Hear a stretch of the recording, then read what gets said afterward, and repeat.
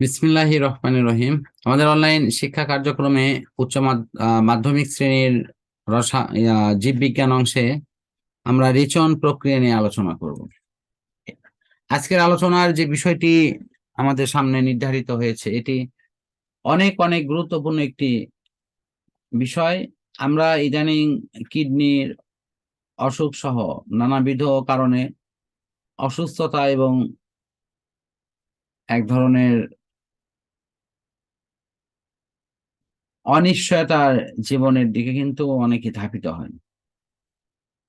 সেই অনিশ্চয়তা এবং কষ্টের জীবনটা কি আসলে, এই যে আমরা যে কিডনি দেখতে পাচ্ছি এখানে, এটা আমাদের মহান আল্লাহ তাআলা এটা আমাদের জন্য ফ্রি করে দিয়েছেন, এখানেও ফ্রি করে দিয়েছেন। এই দুই জায়গা, এই দুই ধরনের এই সার্ভিসটা কন্টিনিউয়াসলি দিয়ে যাচ্ছে, কিন্তু সে কোনো প্রকার আমার কাছে ফি নিচ্ছে না। অথচ আমি যদি কৃত্রিম ভাবে কারো থেকে ডায়ালাইসিস করে নিই তাহলে প্রায় কয়েকশো থেকে কয়েক হাজার টাকা পর্যন্ত এটার বিল উঠবে। এটা আমাদের এই কারণের জন্য খুবই গুরুত্বপূর্ণ একটা অপশন, যেটা আমরা এখন পড়তে যাচ্ছি। এখন প্রশ্ন হলো, এই যে কিডনি সহ অন্য যে অংশগুলো আছে এভাবে কিভাবে এগুলো রেচন অঙ্গ হয় এবং রেচন অঙ্গের মূল ধারার মধ্যে এটি কি পড়া হয়, আমি এখানে দেখাচ্ছি তোমাক।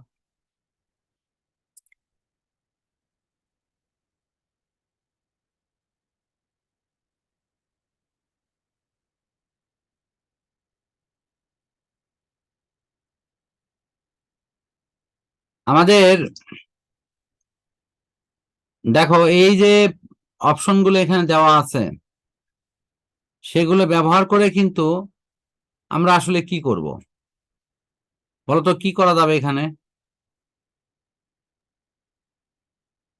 স্যার এই অধ্যায়টা মানে পড়ে মানে আমরা বুঝতে পারবো যে আমাদের হ্যাঁ, শরীরকে সুস্থ রাখতে হলে কি কি করা দরকার।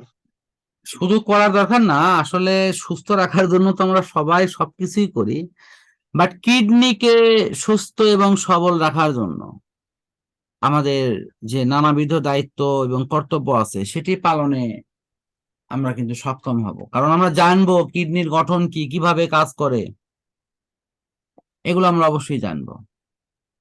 তো মানুষের দেহে এই রেচন অঙ্গর বিষয়টা নিয়ে ফার্স্ট কিছু আলোচনা আছে, সেখানে কিডনি বা বৃক্ক এটার গঠন এবং কাজ নিয়ে আলোচনা আছে।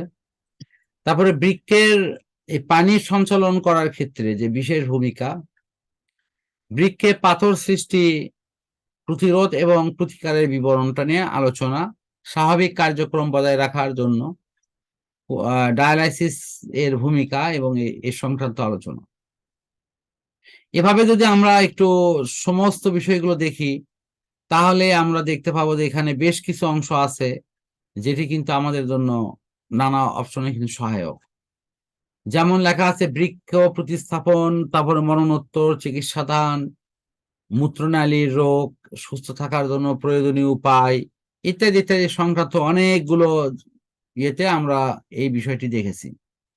তো সেখানে কিন্তু আমাদের এই কথা মনে রাখতেই হবে যে যখন আমরা এরকম কোনো চার্ট অপশনটা দেখব তখন এটিকে সার্বজনীন মনে করে নেওয়ার কোনো কারণ নেই। এখানে একটা অংশ আছে বাট এইরকম হতেও পারে, নাও হতে পারে, এটি আমাদের মাথায় নেওয়া লাগবে। ফার্স্ট দেওয়া আছে যে রেচন কাকে বলে। আমাদের দেহে বিপাকীয় কার্যে যে ক্ষতিকর দ্রব্যগুলো তৈরি হয় সেগুলো নিষ্কাশনের প্রক্রিয়ার নামই হলো রেচন। এখানে মূলত রেচন বলতে মূলত এটি বোঝানো হয়েছে যে প্রস্রাবের অংশগুলো কিভাবে রক্ত থেকে আলাদা হয়, এটির এই প্রক্রিয়ার নামই হলো তোমার রেচন। এখানে আমরা দুটি বৃক্কর অংশ এবং একটি গ্রন্থির অংশ দেখতে পাচ্ছি, এবং এই রেচন প্রক্রিয়াতে যদি অন্য কোনো সংশোধনী বা কোনো অপশন গুলো থাকে সেগুলো কিন্তু আমাদের অবশ্যই এখানে প্রদর্শন করে মানে দেখাতে হবে। এখন দেখো, আমরা এই রেচন অঙ্গ হিসেবে কিডনি কি এবং তার গঠনটা কি। কিডনিটা দেখতে অনেকটা সিমের বিচির মতো, এটা দেখতে আমাদের গরমের দিন আসছে হাত পাখাও কেউ কেউ মনে করে। দেখো তো ঠিক সেরকম না, হাত পাখার মতো। হাত পাখা দেখছো কি? জি স্যার, অনেকটা হাত পাখার মতনই লাগে, মানে ওই যে লম্বা জিনিসটা, ডানটি হাত পাখার। কিন্তু এরপরে তুমি ভুলেও যেন হাত পাখা লেখো না, এটা সিমের বিচির অনুকরণ লেখা হয়। সিম চেনো? জি স্যার, সিম তো চিনি। হ্যাঁ, ওর মধ্যে যে বিচি থাকে সেটা দেখতে অনেকটা এরকম। ও, তার মানে সিমের বিচিকে অণুবীক্ষণ যন্ত্রের ভিতরে রাখলে অনেক এরকম দেখা যাবে। জি, আর বাইরে থেকে তো মনে হয় না ওরকম। কালার এরকম হবে কিনা জানি না, কিন্তু বাট অন্য অংশগুলো এরকম হয়ে যাবে। এখন দেখো, এই অংশগুলো খালি বিবরণ দেওয়া আছে, কোনটা কি কি কাজ। তো আমাদের এই কিডনির কাজের ক্ষেত্রে, কিডনি কন্টিনিউয়াসলি তার জন্মের পর থেকে মৃত্যু অবধি এই যন্ত্রটি কিন্তু আমাদের জন্য বিভিন্ন ভূমিকা পালন করে। বিশেষ করে এই বৃক্কের মাধ্যমে তৈরি হয় ইউরিয়া, ইউরিক অ্যাসিডের স্তরকে প্রস্রাব থেকে আলাদা করে এটা শরীরকে সুরক্ষা দান করতে সাহায্য করে। এখন আমাদের যে বিষয়টা নিয়ে সচেতন হতে হবে তা হলো এই অধ্যায়ের যে গুরুত্বপূর্ণ টপিকস এগুলো আসলে কি, যা ওপর আমরা পড়াশোনা করব। ফার্স্ট হলো এই কিডনির গঠন, নেফ্রন বা কিডনির গঠন, এটা প্রথম পড়া। দ্বিতীয়টা কি, এই যে কিডনির গঠন বা নেফ্রনের অংশে তোমার ছবি অঙ্কনের ব্যাপারে মানে যত্নশীল হওয়া, কারণ অনেকে দেখা যায় প্রশ্নগুলো পড়ে কিন্তু ছবি আঁকায় না। এটা খুবই খারাপ একটি প্র্যাকটিস, আমাদের কিন্তু এই ধরনের প্রচেষ্টা থেকে বের হয়ে আসতে হবে। শেষটা হলো তোমার ফাইনাল অপশন, যেটাকে ধরে নেওয়া হয়, যেখানে ডায়ালাইসিস থাকবে, কিডনি ফেলিয়ার হলে করণীয় কাজ থাকবে, এই জাতীয় বিষয়গুলো দিয়ে মূলত ডায়ালাইসিসের কাজটি আছে। কি ঠিক আছে কি? জি স্যার। আমি কিন্তু সারমর্মটা বলে দিলাম। এই যে কিডনির এই গঠন, তারপরে আছে হলো তোমার এই যে পরে আছে নেফ্রন এবং ডায়ালাইসিস অথবা কিডনিকে ভালো রাখার কাজে মানে স্মরণীয় অংশ, এইগুলোই ঘুরে ফিরে কিন্তু তোমার তৈরি হয়। এখন দেখো, তুমি কিডনির গঠন যখন পড়বা তখন তোমার কিন্তু এই কিডনির এই ছবিটা কিন্তু অঙ্কন করবা। অঙ্কন করে এই ছবির থেকেই তুমি দেখাবা কোনটার কি নাম। এই রিডিং পড়া দরকার নাই। দেখো, এটার নাম হলো নেফ্রন, এটার নাম সংগ্রাহক নালিকা, কর্টেক্স এটা বহির্ভাগ, এটা মেডুলা এটা অন্তর্ভাগ বা ভিতরের ভাগ, ঠিক আছে। তারপরে ক্যাপসিউল অংশ, এটার নাম হলো ক্যাপসিউল, এই যে অংশ। তারপরে পেলভিস, এটা এই যে পুরো অংশ, এটা তার সাথে এটা রেনাল পিরামিড, এই যে রিনাল অপশনটা কিন্তু এই জায়গায় থাকে। আশা করি এইটুকু পর্যন্ত আপাতত ক্লিয়ার করা গেল। এই ছবিটা দেখে এই ছবির ওপরে লেখালেখি হবে। এখন দেখো, এই নেফ্রনের টেকনিক্যালি কিছু সাইট এখানে দেখানো হয়েছে।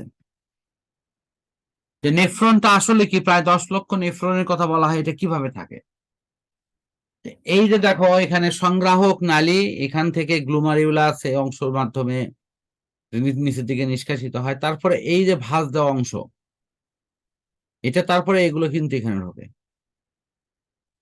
সাধারণত এইরকম অপশন রাখা হয় মানে গ্রীষ্মকালে, যখন দেখা যায় যে শরীর থেকে বেশি পরিমাণে ঘাম নিঃসরণ ঘটে, তখন কিন্তু এখান থেকে প্রস্রাবের অংশ পুনঃ শোষণ প্রক্রিয়াতে এটি আবার পুনরায় কিন্তু শরীরে ফেরত আসে।